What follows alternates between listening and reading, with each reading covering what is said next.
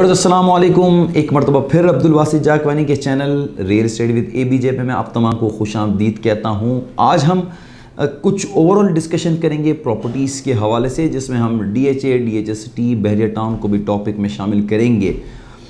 इस government PTI government में बहुत सारे ऐसे डिसीजन लिए गए जिसमें रियल एस्टेट से लेकर कई ऐसे सेक्टर थे जिसमें बेहतरी नज़र आती थी और कई ऐसे डिसीजन थे जो मुल्क के फ़ायदे के लिए नज़र आते थे। लेकिन इसमें कई ऐसे डिसीजन थे जिससे मुल्क को काफ़ी नुकसान भी हुआ।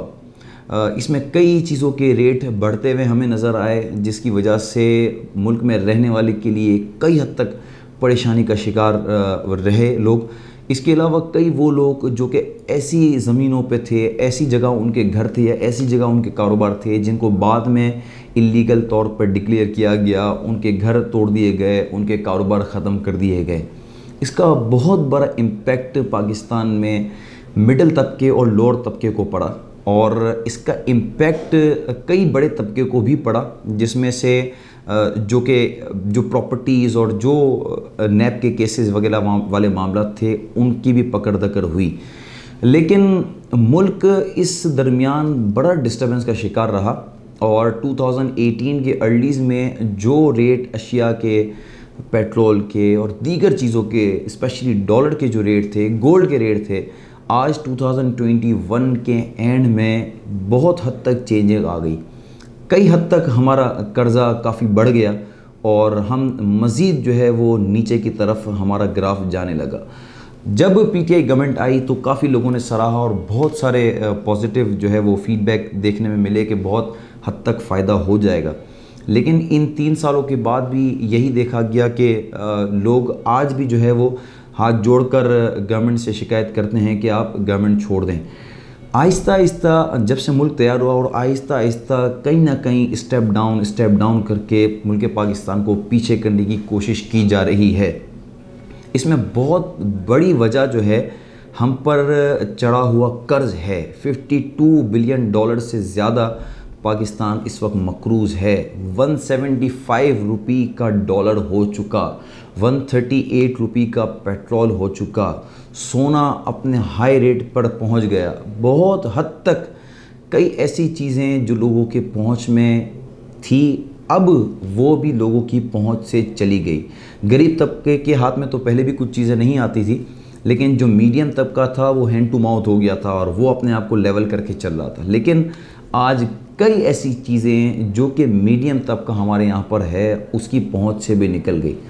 अब जो अच्छे लेवल के लोग हैं, अच्छे पैसे वाले लोग हैं, वो अब भी अपने आप को सर्वाइव करके बैठे हुए हैं।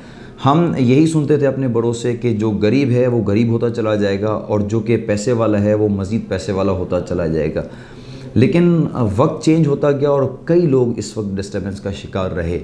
प्रॉपर्टीज़ की जहाँ तक बात की जाए तो इसमें बहुत हद तक चेंजिंग आई। पूरे जो सर्कल हमारा गुज़रा इसमें अब तक इतना बड़ा पेंडेमिक नहीं आया था जो कि इस गवर्नमेंट में हमें पेंडेमिक देखा गया, जो कि कोविड का हुआ, जिसमें कई लोग परेशानी का शिकार रहे। यहाँ कई इंसेंटिव गवर्नमेंट को लोअर तबके और मीडियम तबके के लिए देना चाहिए। कई ऐसी चीज़ें अनाउंस की गई जैसे कंस्ट्रक्शन पैकेजेस वगैरह अनाउंस किए गए, लेकिन देखा जाए तो फिर कंस्ट्रक्शन जो पैकेजेस अनाउंस किए जिसमें आप अपना ब्लैक मनी लगा के कंस्ट्रक्शन कर सकते थे और लेबर जो है वो ज़्यादा से ज़्यादा यूज़ कर सकते थे, जिसमें छोटा तबका यूज़ में आ जाता। लेकिन इसके अगर बरअक्स देखें तो हमारी जो है वो एक्सपोर्ट कम हो गई और जो है हम काफ़ी माइनस में जाते गए। डॉलर का रेट बढ़ता गया, डॉलर की शॉर्टेज हो गई। इसकी वजह से हमारा जो स्टील था, हमारा सीमेंट था, यानी हमारी जो कॉस्ट ऑफ कंस्ट्रक्शन वो बढ़ती चली गई। इसके बरक्स मज़ीद ये भी देखा गया कि बहुत सारी कंस्ट्रक्शन भी हुई। कई ऐसे बिल्डर्स एंड डेवलपर्स थे जिनके पास डिक्लेयर अमाउंट नहीं थी और कई ऐसे बिल्डर्स एंड डेवलपर्स के क्लाइंट थे जिनके पास डिक्लेयर मनी नहीं थी। उन्होंने कई हद तक अपना अमाउंट रियल एस्टेट में और कंस्ट्रक्शन में डाला, जिसकी वजह से बहुत हद तक कंस्ट्रक्शन शुरू हो गई और बहुत सारे ऑप्शन इन्वेस्टर के लिए सामने आ गए।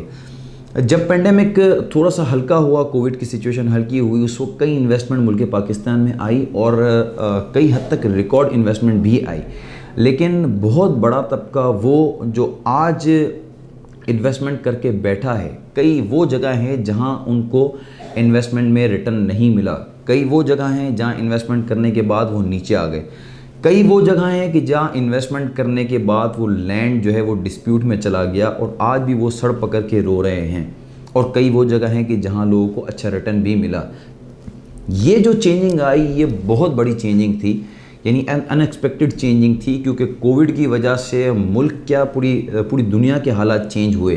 आहिस्ता तमाम चीज़ों के रेट बढ़ते गए, लोग मज़ीद प्रेशर में आते गए, और अब ये कंडीशन है कि जो इन्वेस्टर अब रह गया है वो तकरीबन 90% इन्वेस्टर ओवरसीज़ पाकिस्तान रह गया है। अब अगर कुछ मज़ीद इन्वेस्टर रह गया है तो शायद वही रह गया है कि जिसके पास अनडिक्लेयर असासे हैं या अनडिक्लेयर मनी है या बॉन्ड है।